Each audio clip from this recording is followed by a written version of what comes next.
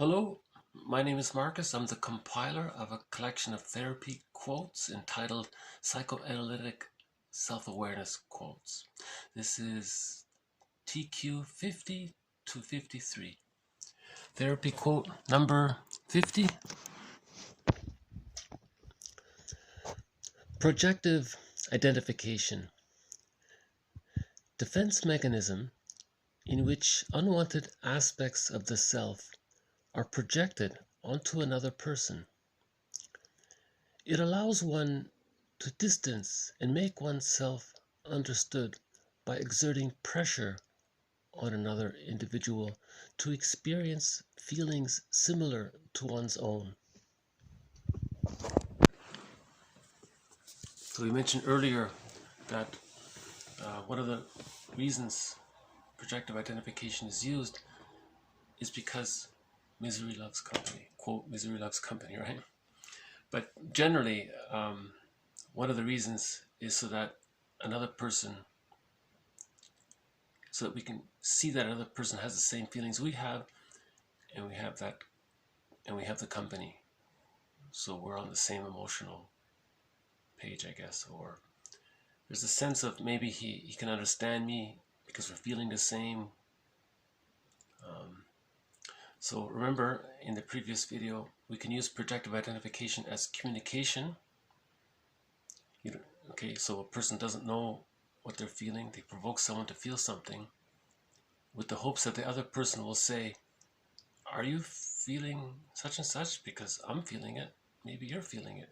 And the person might say, well, now that you mentioned, I think I am feeling it. How did you know? And the second reason was for communication, for company, which this is one, which this one is about. Again, projective identification. Defense mechanism in which unwanted aspects of the self are projected onto another person. It allows one to distance and make one's self understood by exerting pressure on another individual to experience feelings similar to one's own. Maybe it doesn't have to be unpleasant feelings. Maybe it's positive feelings. Maybe one person is feeling glad, happy, and the other person isn't, and they're trying to induce the other person to feel glad as well so they can go dancing together or something. So there's that. They're looking for companionship, so they want the other person to feel what they're feeling so they can do something together, pleasant together. It doesn't have to be unpleasant. I think generally, because it's an immature defense mechanism, and because usually the person doesn't know they're doing it, it's considered that it's being used because of unpleasant feelings. So if a person is feeling worried, they might make the other person feel worried. Now we both feel worried. Okay, then we feel safer, and then there's the serotonin where we feel safer. So it's a big topic. I mentioned before, projective identification will be a thread during this series. So this is part of the thread. This one here is a good quote. So you don't know you're feeling something. Somehow you're making the other person you're making the other person feel what you're feeling, but you don't even know you're feeling it. But then you feel some kind of relief because you're both feeling the same thing. And you don't even know why you're suddenly feeling better or something like that. Yeah, it's interesting, right? I mean, Kohat's work is not really a thread in this series, but he did come up with one phrase that I will include later on. He said that in the early stage of development, the child has a need for mirroring, holding, and twinship. He calls it twinship, companionship, that we're the same. I think maybe that relates to Mahler's symbiosis, that we're together. But Kohat's work is just focused on the narcissistic pattern. He doesn't really go beyond that. Mahler and Masterson, object relations theory, they progress towards the psychological birth. Kohat's stuck in that narcissistic pattern. And that's why it's not really a threat here, I don't think. The topic of narcissism will come up.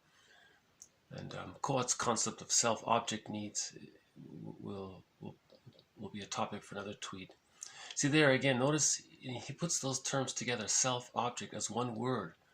That relates to the symbiosis, self-object, one, we're one, right?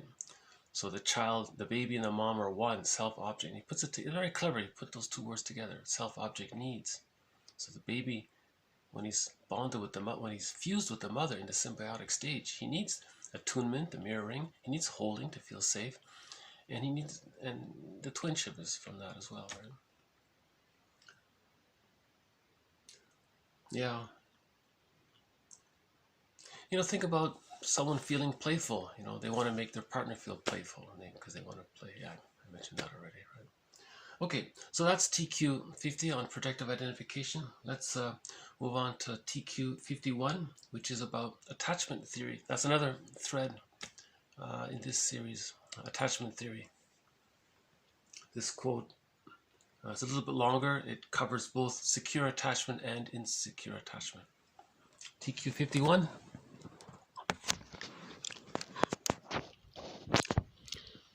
Insecure attachments, for example, anxious, avoidant, disorganized, reactive, and so on, can be viewed as interpersonal defense mechanisms designed to protect oneself from emotionally compromised caregivers, but often at the expense of full flourishing.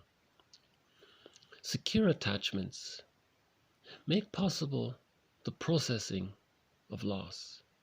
The securely attached are able to express appropriate and assuagable anger in the face of separation and loss, whereas the insecure either suppress or become locked into anger in unproductive ways. So that covers a lot, right? That quote right there. So the insecure attachment style, somebody reported in some book that somebody did a survey and came to the conclusion, nobody knows how accurate it is, that according to the survey, apparently 50%, roughly half of the population in North America, the survey was done in North America, has an insecure attachment style. That's, and the insecure attachment style, there are different variations on that theme. They can move away from people, that's the avoidant. They can be, they are always moving towards people, they're clinging and codependent, right? Or they're moving against people. There's, that's that hostile thing. And then there's disorganized, maybe they're a little disassociated kind of thing. So this, and so on. And he describes the insecure attachment as a defense mechanism to protect oneself from emotionally compromised caregivers. I thought that was a good phrase, emotionally compromised caregivers. In other words, the mother was too caught up in her insecure attachment style, engaged in her repetition compulsion. So he says emotionally compromised. Right? And then this insecure attachment style comes at the expense of full flourishing. Full flourishing, he means the psychological birth. You miss out on the psychological birth or the separation individuation process. And then later on he talks about secure attachments.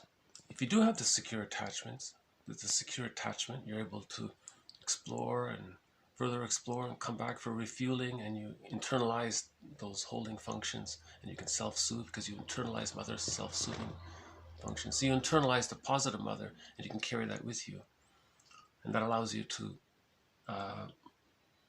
be able to experience losses.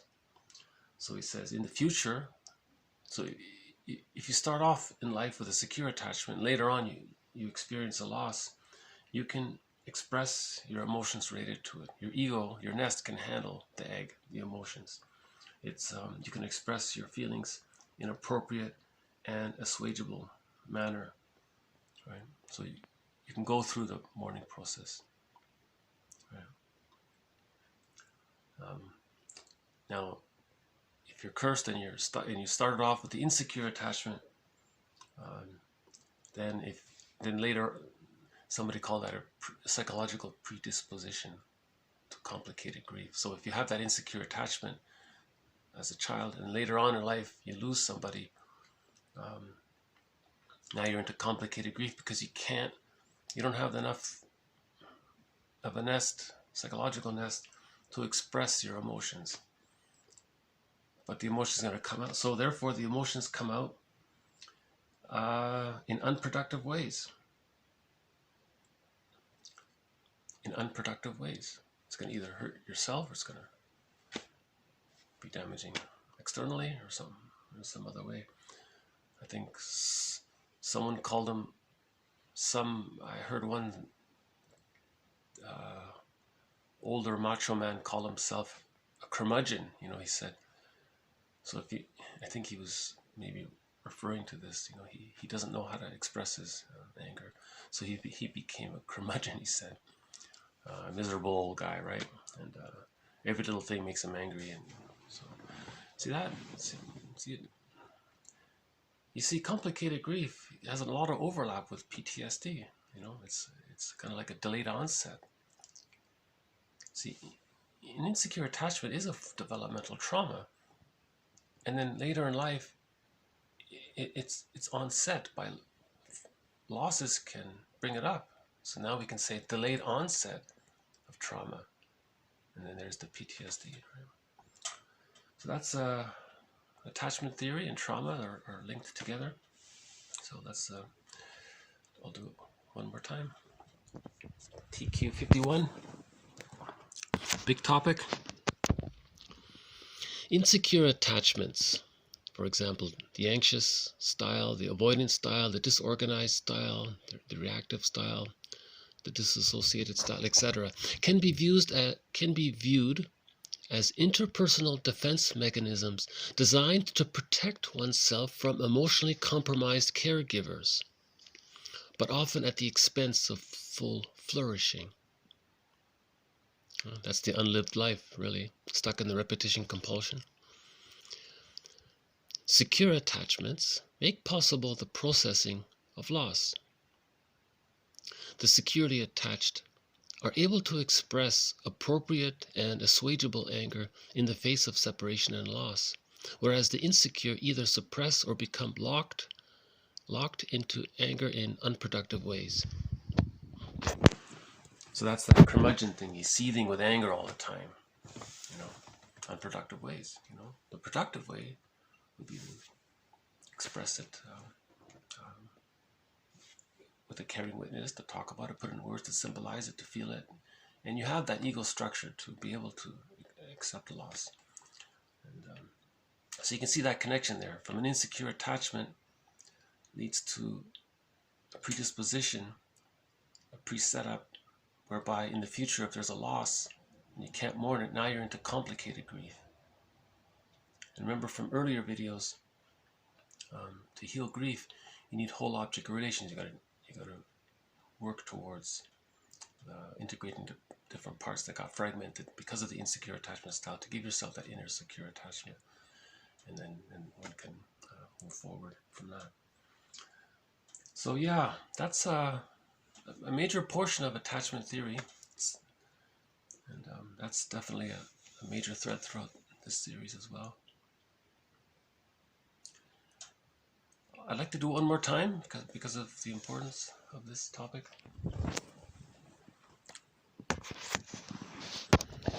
Insecure attachments, anxious, avoidant, disorganized, etc., can be viewed as interpersonal defense mechanisms designed to protect oneself from emotionally compromised caregivers, but often at the expense of full flourishing. Secure attachments make possible the processing of loss. The securely attached are able to express appropriate and assuagable anger in the face of separation and loss, whereas the insecure either suppress or become locked into anger in unproductive ways.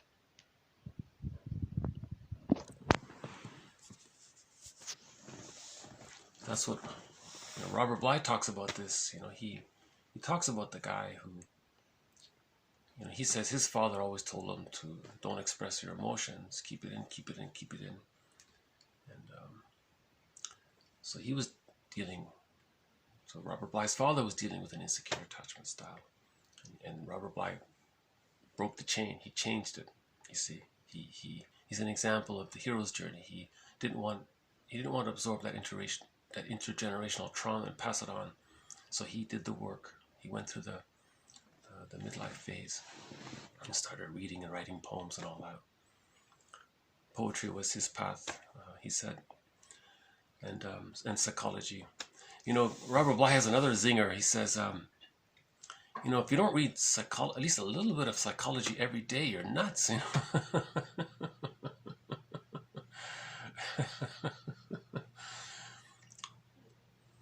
Almost literally, because if you have an insecure attachment style, you're caught in the repetition compulsion. You're nuts, right? Just informally, right? Not to be judgmental about it. But so he was just trying to encourage the audience, you know, to read psychology. Come on, don't be crazy. It's there. Read it.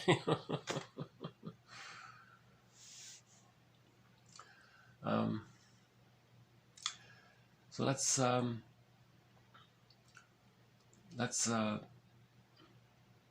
move on. I'm going to skip 52 and jump to 53, because 53 is actually a grief poem. So I thought it ties into reference to Robert Bly just made. So this is TQ 53.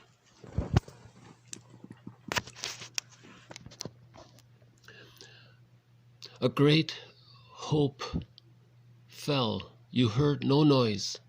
The ruin was within.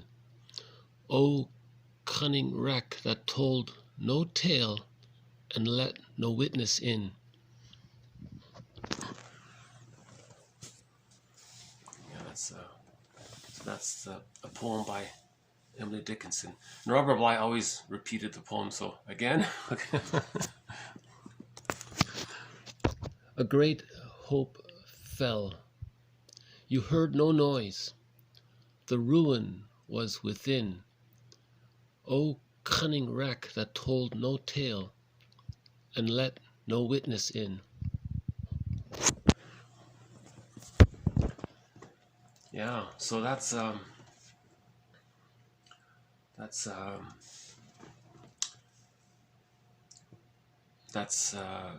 real writer. Emily Dickinson was considered a real writer because she's describing what happened to her. A great hope fell, so she was born, had this life force, libido's object seeking. She wants to attach for him. That's a great hope, to attach to the parent, to have a secure attachment. The great hope fell. She didn't get the secure attachment. Whoa. And you heard no, right? You don't know what's going on. It's all invisible, you know. The ruin was within. So there's a damage in there, right? Because she lost the egg. The cunning wreck that told no tale. There's no narrative. There's no symbolization. That's what Bromberg was saying. You have to symbolize in your experience. You have to formulate it, put it into words, and so that you can metabolize it, mentalize it, and so on. And let no witness in. There's the damaged ego. No witness in. So that's the observing ego. Again. A great hope fell. You heard no noise. The ruin was within. O cunning wreck that told no tale and let no witness in. So that's what reading's about, to build that witnessing ego. So that's what Robert Bly says, you know, read. You're going to develop your witness, your observing ego. And then you can face that cunning wreck within and reclaim the hope, the lost bird, the blue bird. That was 52. Okay, now we'll end on TQ 50. No, that was TQ 53. So we'll end on TQ 52. Just a short one. The superego is corruptible and can be bribed with pseudo-aggression or dysfunctional beliefs and behavior to accept disguised id wishes. So I'm not including the concept of the id, I'm not going to include it in this thread, but once in a while it'll come up in a quote. It just means your feelings. It means the egg, because your emotions. So this is a follow-up to the videos done on November 14. If this quote piques your curiosity, can I refer you to the videos that were done on November the 14th? That was Edmund Burglar Day. I have this little mini fantasy. If I can create a psychology calendar, I would declare November 14th Edmund Burglar Day. And so again, this author is referencing Edmund Burger's metaphor of the courtroom. She says that the superego, you can bribe the superego, and the superego will allow the person to find to experience the repetition compulsion. Remember, the guilt has been libidinized. So how do you deal with that? So the compromise is he'll do something dysfunctional and blame it on the outer environment to not face the truth of what really happened in childhood. Again, the superego is corruptible and can be bribed with pseudo-aggression, dysfunctional beliefs, self-sabotaging behavior, etc., to accept disguised id wishes. So the disguised id wishes, that's that memory of the life force is trying to seek an object. Libido is object seeking. Life force is object seeking. That's the id wish. The child's life force wants to bond with the parent. That's the hope. That's the pleasurable desire. But the memory says no, the child didn't get that. So the superego says that didn't happen. You're not going to get that. What about the compromise? The unconscious ego, as the lawyer says to the superego, can we compromise? The poor person, the poor soul has to have some acknowledgement of their life force. Okay, well, he'll do something dysfunctional. That'll represent the outer disappointment, will represent the inner disappointment from the memory of the mother refusing, not offering to secure attachment, and he'll have the memory of the hope, although he got the secure attachment. See, again, it's that inversion. You got that inner dynamic, and then it flips to the outer dynamic. Right? It's been transposed. The inner formed a pattern, and it's been flipped and transposed to the outer world. And that's Burglar's theory of, to one degree or another, why we're limiting our happiness, because we weren't happy to one degree or another during those first 3 years. Yeah, that's Edmund Burglar's theory. Again, November the 14th was Edmund Burglar Day. There's more detail about it, and more quotes from Burglar will come along. So yeah, so today covered projective identification, getting others to express and feel what you're not feeling and expressing, so that you can feel a companionship with that other person. You can feel the safety of somebody who is experiencing what you're experiencing, so there's a kind of a witness there. We covered a little bit about attachment theory. If it's secure and you have a whole object relations, you're not splitting in your mind images of the self and other. If it's whole, you're able to let go. You have the strong enough ego and you can let go. If there's insecure attachment, you're still relying on primitive defense immature, infantile defense mechanisms. Projective identification, splitting, projection, externalization, excessive rationalization, and a few reaction formation, and a few others. So yeah, that's one of the things that we grieve, that we didn't get the secure attachment, right? And, okay, the third quote was the wonderful trauma poem. You know what I mean, right? The well-written poem about trauma. A great hope fell, you heard no noise, the ruin was within, O cunning wreck that told no tale and let no witness in. So this series is trying to develop our witness. We're trying to create the witness. We want to witness for ourselves what happened. We want to witness the cunning wreck within. And we ended on a follow-up to Edmund Burglar's work. Okay, so thank you very much. This has been TQ50 to TQ53. See you next time.